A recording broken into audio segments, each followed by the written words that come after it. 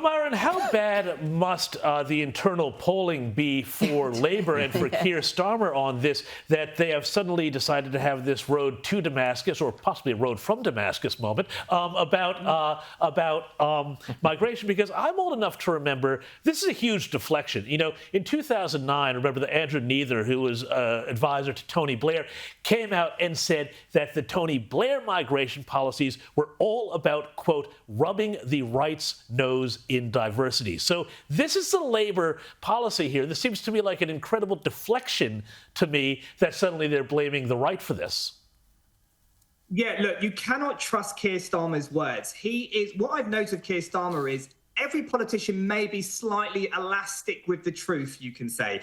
But Keir Starmer is very, very comfortable lying to the British public. And he is simply saying what he knows he's been advised to say, what he thinks the British public want to hear in the moment. Look, he is ideologically wedded to open borders. He is ideologically wedded to refugees welcome. He will not deflect. He will not control immigration. He's promised to smash the gangs and stop illegal migration from France. They've only increased. So there's no way his party or even his own self will allow him to control immigration. He believes in the global citizen, not the British citizen.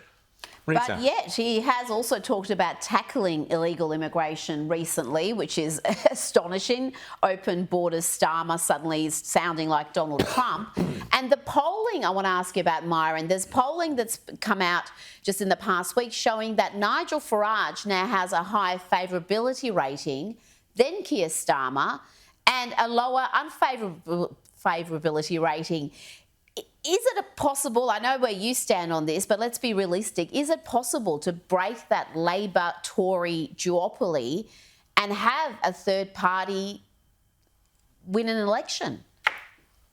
Well, Nigel Farage has put it like this. I think every kind of, let's say, 500 years or something like that, there's a moment where the public wake up and they start to realise that there is a new political climate that we need. Now, we've had the Conservative Party for 14 years. We just looked at the migration figures there. We now have a Labour socialist government, which in 4 months, I think, is the most unpopular, most unprecedented negative polling you could possibly imagine. Reform UK with Nigel Farage needs to look at things on a 6-month by 6-month basis. We've got county council elections coming in 6 months' time, in sort of May time. If we do well, then that will build a further base. And what we're doing now is grassroots structures across the country. We've got 100,000 members that have joined in just sort of 4 or 5 months. We've got 400 branches across the country. We have the momentum, we have the trajectory. And I see, if you judge us on a 6-month by 6-month basis, I think it is possible. It is possible. But we need the public behind us, and we need to really understand the gravity of the situation. I honestly believe, as I said before, we're in a democratic emergency. We need a handbrake turn, and we only have 4 years to save this country. If the British public wake up to that, I think definitely Nigel Farage has a very strong chance of getting to number 10. Well, Myuran, I think it was Shakespeare, wasn't it? Time and tides, tide and times of men turning, or whatever it was. But I think you're right about that. There's this time and tide waits for no man. Thank you. There's been a call for a general election. So there's been a kind of online petition which has gathered nearly probably over 3 million by now, signatures. Now, that is unprecedented by itself. So the man and woman on the street in Britain, are they fed up? Do you think, as Rita says, can we see a Nigel Farage PM? I'd love to. I think it'd be great. I've been wanting that for a long time.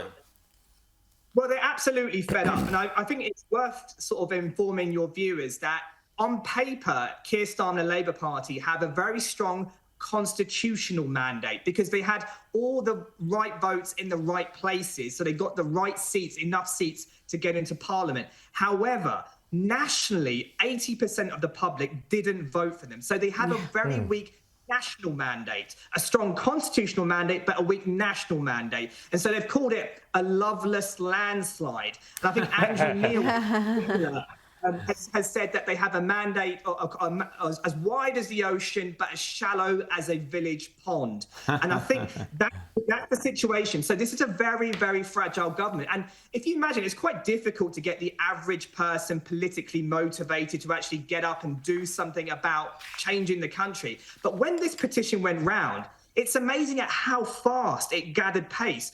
So many people just paused their Netflix, put down their cup of tea, and actually thought, you know what, I'm going to sign this petition, because the anger and venom is so strong. Because like Andrew Neil mentioned really in a recent article, people have woken up that we now have amateur politicians, student politicians, that use vain ideology ahead of pragmatic policy.